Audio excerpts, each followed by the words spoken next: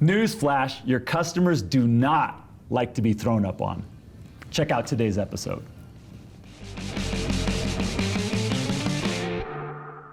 Hey everybody, it's Ben here from the Building Business channel, and I've got Mike from Sales Rabbit with me. I wanted to talk a little bit today about being a bulldozer. And what I mean by that is a lot of times salespeople seem like they're so anxious to get the sale that they sometimes are selling before it's time to sell. How can you control that or get on top of that or get better at that? Yeah, we see this in our own business and we see it with our customers where you're in a conversation with a potential prospect and you're trying to ask questions and find where's the angle here, where's the sales opportunity. And unfortunately, especially with the newer guy, you see the first opportunity you can and they immediately jump on it. They want to attack that. They're so nervous about there not being an opportunity here or missing out on this sale. And they dive on top of it when really what they need to do is go into further discovery. When they give me something that gives me a sense that this could be a customer, that should turn me into another layer of understanding about their need. Whether that be, okay, so there's been roof damage. What type of damage? What's the extent of the damage? Let's take a look at it.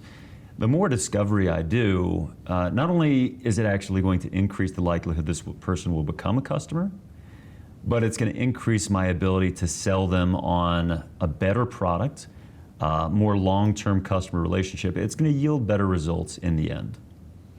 So how do you dive deeper with a customer? What are some techniques you can use to kind of stop yourself when you're ready to start selling and pouncing and pull back and ask that next question? Well, in the software world, we have product managers who are building out our product, and I always like to look at their process and what they do. They're just so measured, so disciplined, and they just go back to the core questions. Why, how, what? And so if someone's giving me a little bit of information, and especially if what they're telling me is kind of a means to an end, then I'm going to ask, what does that look like? Why do you want that? And what I'm trying to get to is, what is the end goal we're trying to achieve here? What's the need this person needs fulfilled? Because if I get caught on, some means that they're identifying for me, I'm going to run down that road and I'm not actually going to solve the problem for them. I'm not going to sell them the thing they actually need in the end. I think a lot of times the pouncing causes you to actually not build as much rapport with the customer. Part of this game is building trust, right? It's like, how can I become the trusted advisor? It's less about selling, and frankly, more is coming across as the person that has a lot of knowledge that can guide you. Yeah, and some of the insights that come out of a great book called The Challenger Sale. Yeah, great book. Yeah, highly recommended. Exactly. Totally recommend this to people. It breaks down these different sales styles. And one of the benefits of this Challenger sale mentality is you have to realize that the value of your product is a portion of what you're selling to the person. But really, the majority of the value they're getting and what differentiates your product from another, maybe better, maybe worse, maybe sixes, but a majority of the value you're providing, what differentiates you, is the insights you're providing. If I'm not only slinging shingles at you, but I'm explaining why one is better than another, why one is going to provide more longevity, and they feel like, they've been well served in this situation, they're going to be more likely to buy from you. This is why people still buy from boutique store situations, because they know this salesperson is going to sell me right. They're not going to oversell me, undersell me, and they're not going to sell me too fast. They're going to make me an informed buyer. So not only am I buying, but I feel good about the purchase. There's a common thing called RCA, root cause analysis, that is used a lot of times in sales techniques. And one of the ways that you can do that is just to keep asking why until you get to the root of the problem. And a lot of times they say it takes 5 whys to get to the real root cause of anyone's pain.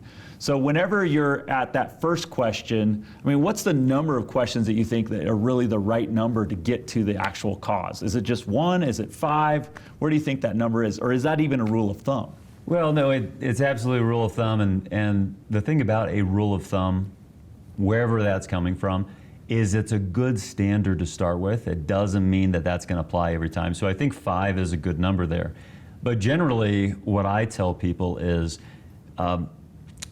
if the answer you get is yet another means, is yet another step that gets us there if you feel like this is not the thing the person wants in the end. For us at Sales Rabbit, if someone says to me, I want to be able to track my reps, I want to know what they're doing. Why? Well, I want to see where they are at any given time of day. Why is that? What are you trying to achieve there? If in 2 or 3 answers they say, because I don't trust my reps and I'm trying to create accountability. Now you found a core issue. That's the why. Yep. And it doesn't have to be the same thing for every person. It could be totally different. But I need to understand what is the underlying business objective. And that's what we're talking about when we're talking to our customers. When you're selling to a homeowner, what's their underlying homeowner objective? Is it to create that peace of mind? Is it to create a safe space for themselves and their family?